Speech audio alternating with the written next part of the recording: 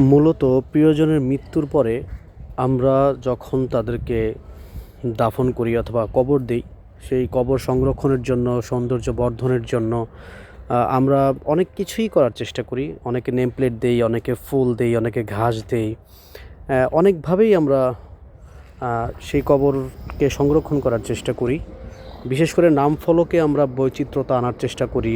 কবরের উপরের যে অবয়বটা, সেটিতেও আমরা বিভিন্ন ধরনের ডিজাইন, অনেকে পাকা করে, অনেকে মাটি দিয়ে করে। কিন্তু রায়ের বাজার বুদ্ধিজীবী কবরস্থানে একটি ভিন্নধর্মী একটি দৃশ্য দেখেছি। সম্ভবত প্রিয়জনের প্রতি ভালোবাসা এবং আবেগ থেকেই একটু আধুনিকতার চেষ্টা করা হয়েছে। আপনাদেরকে দেখাবো এখন সেই কবরটিকে।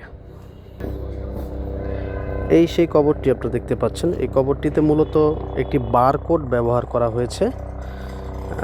বারকোড বলতে স্ক্যান করার জন্য, এই মৃত ব্যক্তির পরিচয় শনাক্তের জন্য যারা এখানে আসবে তারা যদি এই নেম প্লেটে স্ক্যান করে তাহলে এই মৃত ব্যক্তির বিস্তারিত জানতে পারবে।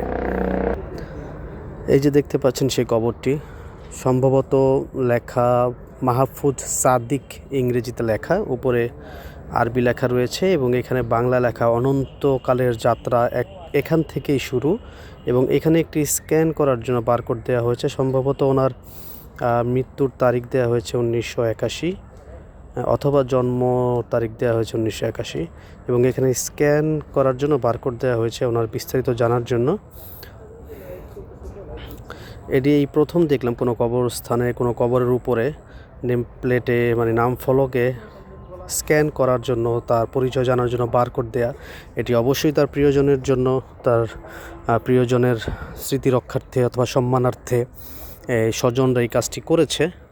এটি হচ্ছে আধুনিকতার ছোঁয়া বলতে পারি, কবরের উপরে স্ক্যান করার জন্য বারকোড দেয়া।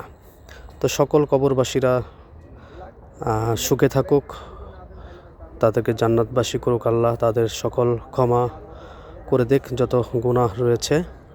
আসসালামু আলাইকুম ইয়া হালাল কবর। এবং সবাই পরকালের কথা ভাববেন। এটি হচ্ছে রায়ের বাজার বুদ্ধিজীবী কবরস্থান।